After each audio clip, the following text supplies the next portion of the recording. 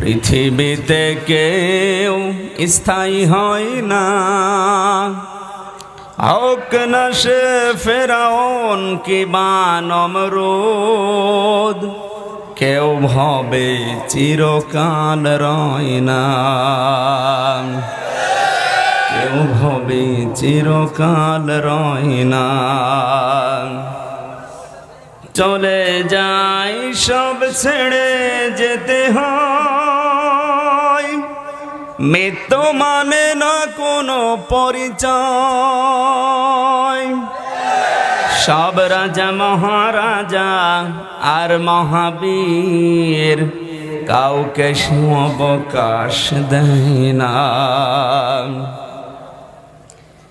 ফেরাউন শেষ তক ছিল না, মৃত্যু তাকেও ছেড়ে দিল না।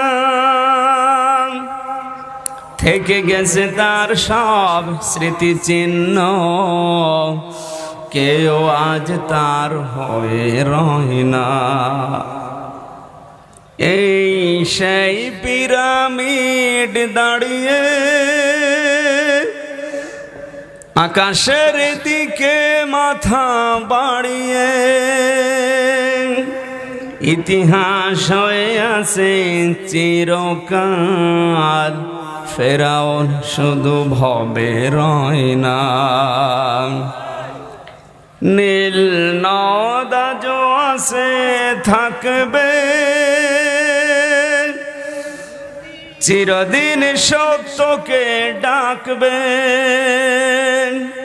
ডেকে ডেকে বলে যাবে দিন ও রাত, ডেকে ডেকে বলে যাবে দিন ও রাত। কেউ যেন ফেরাউন হয় না।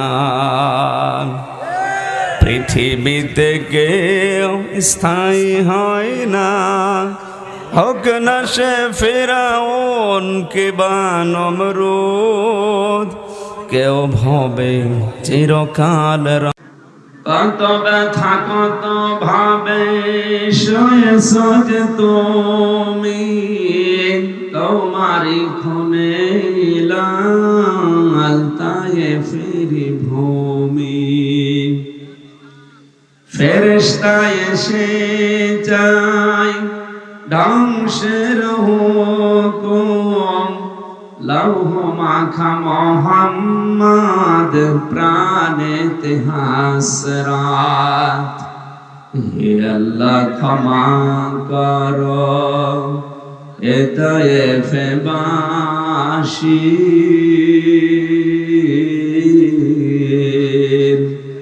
এরা বসেনি তো আমি যে মোহাম্মদ, হৃদয়ে মোহাম্মদ।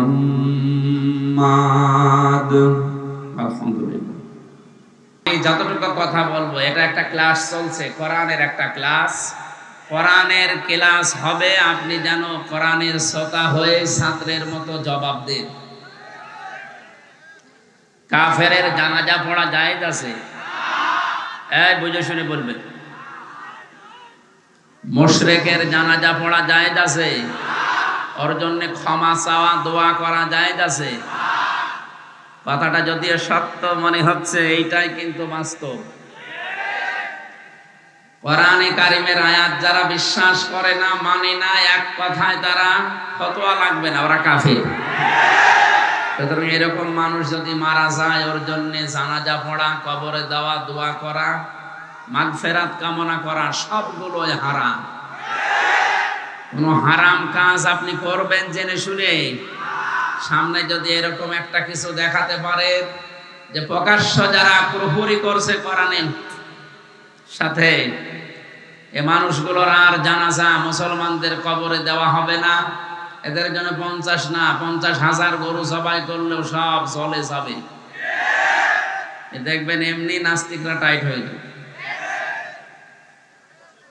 মানুষ মানিয়েছেন আল্লাহ নিজে। এ কোরআনে কারিমে আল্লাহ জানালেন যে খালাকাল ইনসান, আমি মানুষ বানিয়েছি। আল্লাহ মাহুল বায়ান, মানুষকে কথা বলা শিখিয়েছি, বায়ান দিয়েছি কে? এজন্য আমরা যারা কথা বলতে পারছি আমরা তো বোবা না, খুশি হয়ে বলেন আলহামদুলিল্লাহ। শুকরিয়া আদায় করলে আল্লাহ ওই নিয়ামত আবার দুনিয়ায় বাড়িয়ে দেয়। এটা আমাদের জীবনে এখন কিন্তু নিয়ামত। আপনি যদিও দাম না দেন, যাদের ঈমান আছে তাদের কাছে এটা পৃথিবীর সবচাইতে বড় নিয়ামত।